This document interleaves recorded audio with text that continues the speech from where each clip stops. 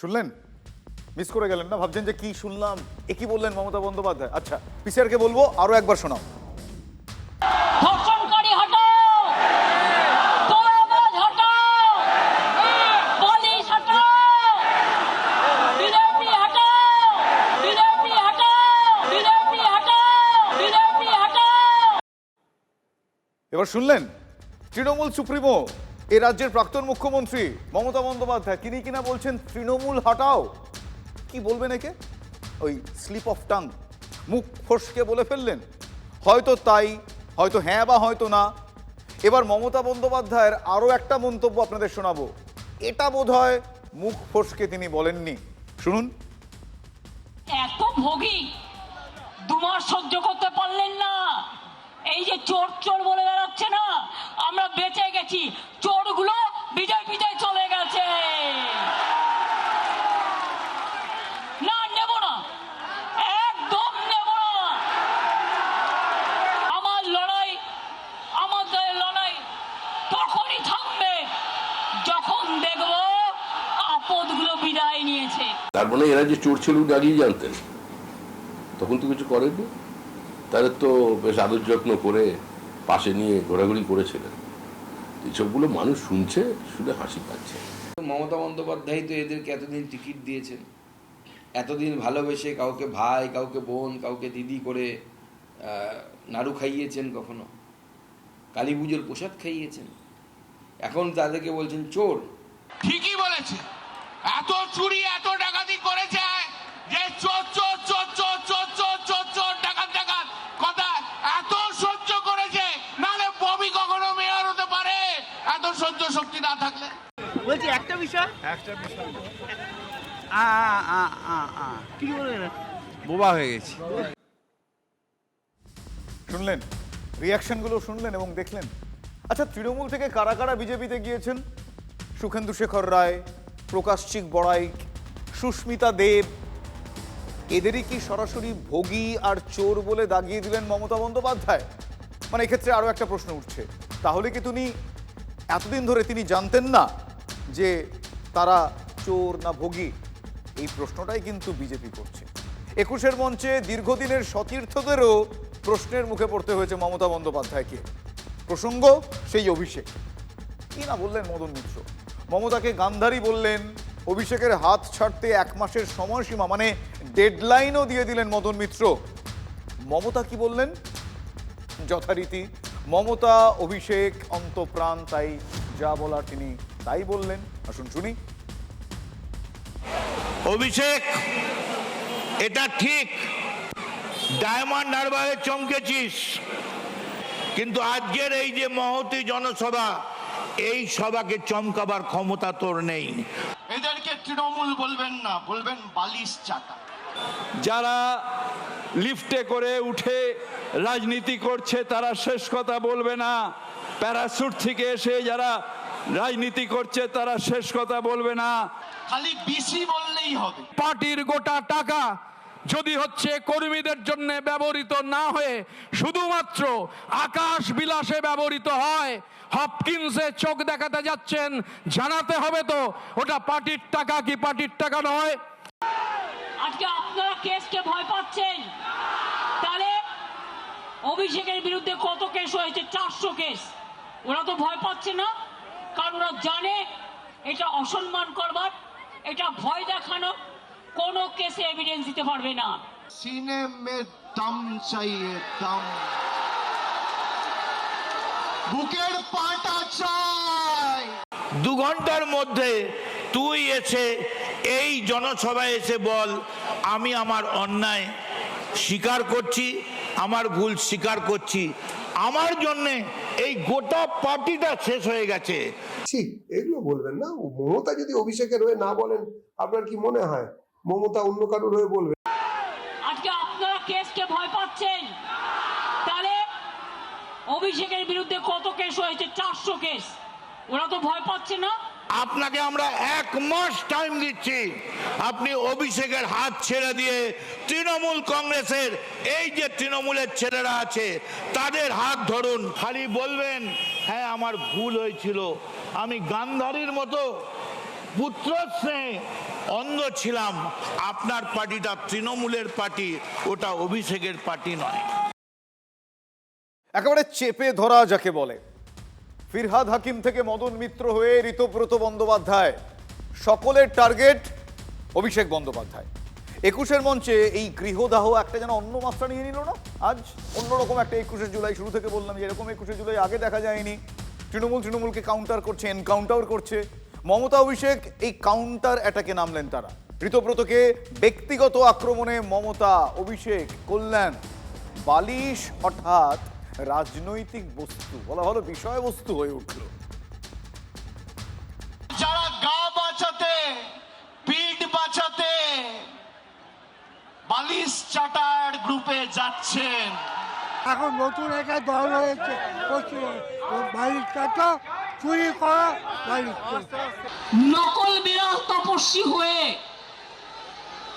বিজেপির পাশ বালিশ না হয়ে চ্যালেঞ্জ, বিজেপিতে যান, যান বিজেপিতে যান, যান বিজেপি ডাইরেক্ট করুন। এদেরকে তৃণমূল বলবেন না, বলবেন বালিশ চাটা। খালি বিসি বললেই হবে, বিসি, বিসির অনেক মানে হয়, বালিশ চাটা। আমি আর বেশি কিছু বললাম না। এখন নতুন একটা দল হয়েছে, বালিশ চাটা চুরি করা বালিশ। বালিশ চাটা দেখে যা, বালিশ চাটা দেখে যা।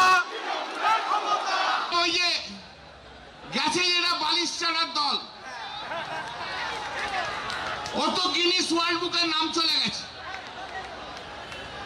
আমাকে অনেক বন্ধু বান্ধব, বিদেশের বন্ধু বান্ধব বলে, জিজ্ঞেস করে what is this, what is this picture about? All of this picture about chanting the, kissing the pillow. গণতন্ত্রে যে যা খুশি বলতে পারেন, আলটিমেটলি জনগণ বিচার করবেন। ওনার শালীনতা উনি রাখবেন কি ওনার রাখবেন না সেটা ওনার ব্যাপার। কাউকে না কাউকে তো আক্রান্ত হতে হবে। বেড়ালের গলায় যে ঘন্টা বাজবে তাকে একটু বেশি আক্রমণ করতে হবে, অসুবিধা। বালিশ চাটা দেখে যা, বালিশ চাটা দেখে যা, চাটন ঋত দেখে যা, চাটন ঋত দেখে যা। এদেরকে তৃণমূল বলবেন না, বলবেন বালিশ চাটা। খালি বিসি বললেই হবে, বিসি, বিসির অনেক মানে হয়। বালিশ হটাও। ধরনের অসাংবিধানিক কথাবার্তা, অসংসদীয় কথাবার্তা কোনো যারা নিজেদের নেতা বলে মনে করে তাদের মুখে মানায় না। হয় পুলিশের কাছে মামলায় ধৃত, আর না হলে মেরুদণ্ড বিক্রি করে বালিশ চাটা ঋতব্রত। এই দুটো ছাড়া আর গদ্দার দিন পাই না। এনাদের ভাষা জ্ঞান হারিয়ে গেছে। এখানে কি পাঁচ বালিশ ছিল? এখানে তো পাঁচ বালিশ ছিল না, আমরা সব চেয়ারে বসেছিলাম। আমার শহীদ, আমার শহীদ তোমাদের আমরা ভুলছি না, ভুলবো না। আপনাদের জোর করে আনা হয়েছে? না না, কেউ জোর করে আনেনি, কেউ জোর করে আনেনি। মমতার পাশে আছে, মমতা এই তৃণমূলেরই আছে। আমার শহীদ তোমাদের ভুলছি না, ভুলবো না।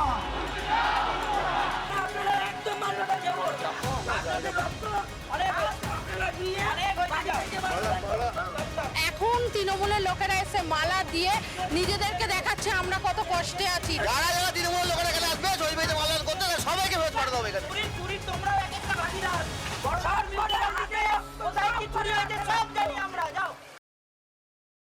শহীদ তুমি কার? 1994 থেকে 21শে জুলাই শহীদ দিবস পালিত হচ্ছে, আপনারা জানেন।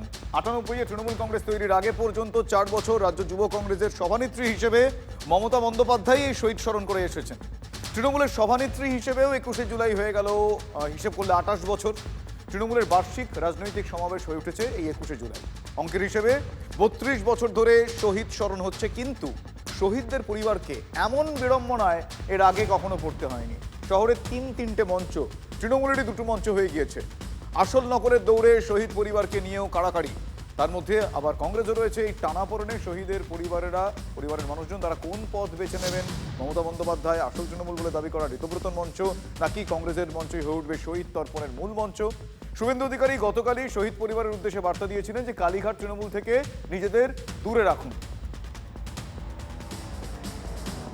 যারা আপনাদেরকে ব্যবহার করে এমপি হলো, এমএলএ হলো, মন্ত্রী হলো, মুখ্যমন্ত্রী হলো, চার্টার ফ্লাইটে চললো, হেলিকপ্টারে আকাশে থাকলো, বাড়ি গাড়ি সম্পত্তি করলো, দুবাই গেল, সিঙ্গাপুর গেল, আমেরিকার হপকন্সে চিকিৎসা করালো, তাদের থেকে আপনারা দূরে থাকবেন। আপনাদের জোর করে আনা হয়েছে? না না, কেউ জোর করে আনেনি, কেউ জোর করে আনেনি। আমার ইচ্ছে আমি এটা শহীদদের বেদি, এটা পাগলুর বেদি নয়, এটা কলকাতার রসগোল্লার বেদি নয়। আমার ইচ্ছে আমি এসেছি, আমি বলতে পারবো। তৃণমূলের পাশেই আছে। মমতার পাশে আছে, মমতা এই তৃণমূলেরই আছে। কিন্তু এই জায়গায় যদি এখানে মমতা বন্দ্যোপাধ্যায় থাকতেন, তাহলে এই যে শহীদদের পরিবারকে দেখছেন, ওরা থাকতো পিছনে, আর সামনে চকচক করছে গাল, সানগ্লাসগুলো এরম ভাবে খুলে ঘোরাতে ঘোরাতে আসছে বাংলা চলচ্চিত্রের সেলিব্রিটিরা। সেলিব্রিটি ওপরে, শহীদ নিচে। যেটা উপেক্ষিত ছিল এত বছর, সেটা আমরা তাদের সামনে রেখেই আজকের এই আয়োজন। এখানে শক্তি প্রদর্শনের আয়োজন নয়। শহীদ তুমি কার, শহীদরা কোন মঞ্চে, তা নিয়ে পরস্পরের মধ্যে কিন্তু শুরু হয়েছে দড়ি টানাটানি। তৃণমূল কংগ্রেসের কালীঘাট শিবির তাদের দাবি ১৩ জন শহীদ পরিবারই উপস্থিত ছিলেন তাদের মঞ্চে। এখন এখানে একটা তথ্যগত বিভ্রান্তি আছে যে এই ১৩ শহীদের মধ্যে একজন শহীদ ইনু। এই ইনু নামের শহীদের বাড়ি কোথায়, পরিবারকে, এটা প্রথম দিন থেকে আজ পর্যন্ত কিন্তু আবিষ্কার করা যায়নি, খুঁজে পাওয়া যায়নি। সেই জায়গা থেকে দাঁড়িয়ে ১৩টি পরিবার কিভাবে কালীঘাট শিবিরের মঞ্চে থাকে তা নিয়ে নিশ্চিতভাবে প্রশ্ন উঠছে।